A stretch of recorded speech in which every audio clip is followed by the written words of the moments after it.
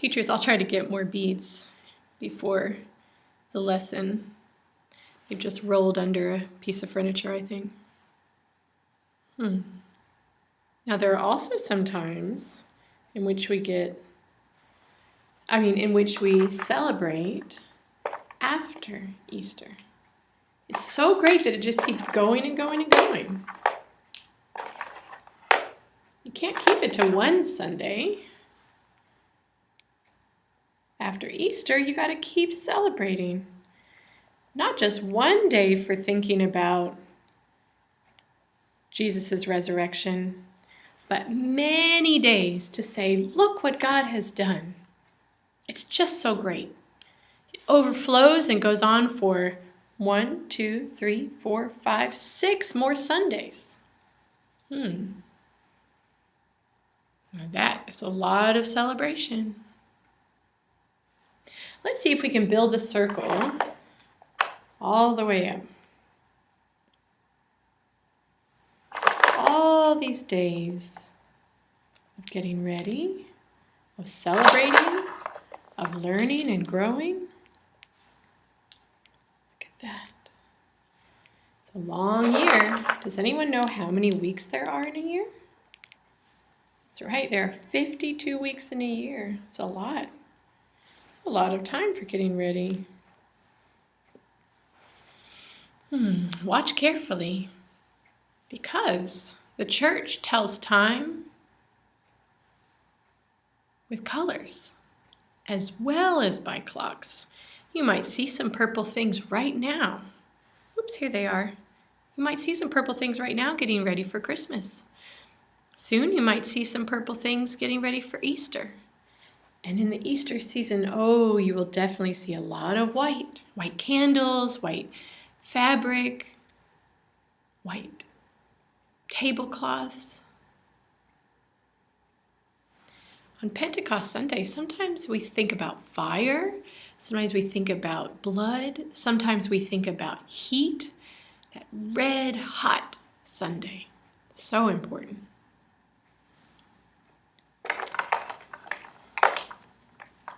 Watch this. Can build our circle of the church here. Can build it in another way.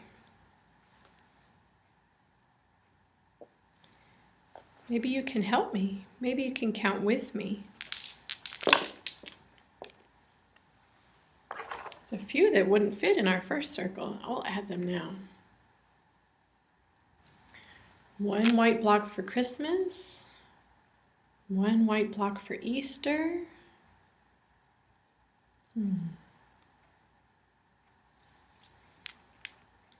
They're white, pure and clean. 4 blocks for Advent. Those purple blocks. So serious. You might have learned before that purple used to be only for people that were kings and queens. Those days of getting ready, those serious days of looking, waiting, watching, making our habits ready, making our hearts ready, learning and thinking about what was coming. Christmas. Then great green growing time, common time. Lent, Easter, around and around, Pentecost, more green Sundays, around and around, all the way back to Advent and Christmas. Just like we have January, February, March, April, May, June, July, August, September, October, November, December, and back to January, again and again and again. Remember after Jesus died and God made him alive again? The disciples were scared, but then that wonderful thing happened. They went outside, They were all gathered together in Jerusalem. And they were with Jesus in a new way. They saw him go up. They saw him return to his rightful place with God. The Holy Spirit came down. Look as it grows. The Holy Spirit came down. The church was born. Just a little church that grew and grew and grew. The disciples glowed with the power of the Holy Spirit, like a fire glows in a campfire. Their tongues were like fire when they spoke. They were so excited. It was so mysterious and strange. They spoke out all the wonderful things that God had done and would do. That's one reason the color for Pentecost is red. It reminds us of when the disciples were on fire in their hearts, on fire in their mouths, talking about all the good things that God had done. Now, during the Great Green Growing Times, we learn a lot of things. During some of the Great Green Growing seasons, we go on vacation. During some of those times, we go to school. We have birthdays. We read books. We hear stories. We explore outside.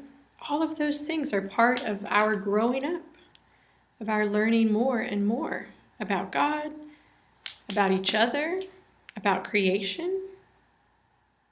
All part of the growing time, learning to be more and more like God.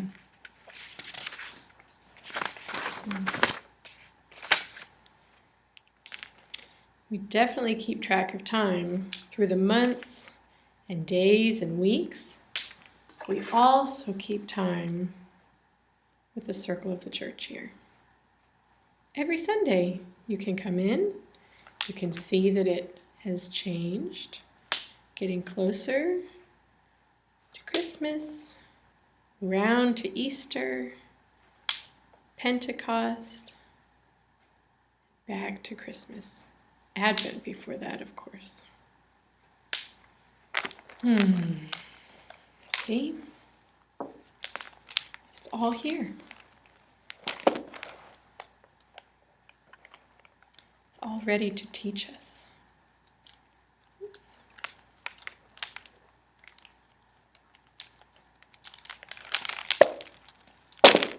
It's all here so we can learn. Christmas, Easter, Pentecost, all part of the same great mystery of time. All part of God's story, of the long story that includes us, people we love, people all around us.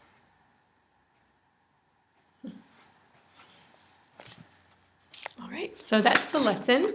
It is kind of long, and that's why I mentioned about modifying as necessary, because not all the kids have that kind of stamina. The story that you will read later, after they've had some playtime and some feast time, is you will gather them together. You'll light the Christ candle, which is here in this basket, and you'll talk to them again about the light and how the light is a reminder that Jesus told us he was the light in the darkness, and it's a reminder that Jesus is with us. We know Jesus is not a candle. The kids usually think that that's kind of funny if you point it out, but it's the beginning of teaching them what symbolism is and what it means to honor Jesus through a pattern and a routine of lighting the Christ candle, to remind ourselves that he is here with us, to remind our eyes and even our nose and our ears as we hear them match. All of those senses then getting to be a part of remembering that Jesus is here with us always. But the Christ candle is a reminder of that. And as you read today for your circle time, you'll read the story and the song, which is just sort of an introduction to participating in God's story, and that's right here at the very beginning of the Jesus Storybook Bible. And as they begin their feast, I definitely recommend that you remind them even now, even at such a young age, that Jesus and his friends shared a special meal. The mommies and daddies share a special meal in the sanctuary, and this is an opportunity for them to share a special meal as a reminder again of all that Jesus has done and of his salvation. So they may be young, but you can begin infusing your lesson with some pretty high-end ideas, things that they will learn to understand over time with more and more exposure. So, all right, I hope this was helpful, and yes, please let me know if you have any questions. Oh, I forgot to mention, for those in the older class, we also, for this lesson, have pony beads and cord that they can use to create their very own circle of the church here. There should be enough beads for them to make the entire circle, or if they want to just represent each purple with one purple and each green with one green and so forth, and that's fine too. But I don't think that'll work for the young learners, but definitely for the early elementary and up. We have it available if you have a very small class that you think could handle it in the young learners. So just let an administrator know. Okay, thanks so much. Bye.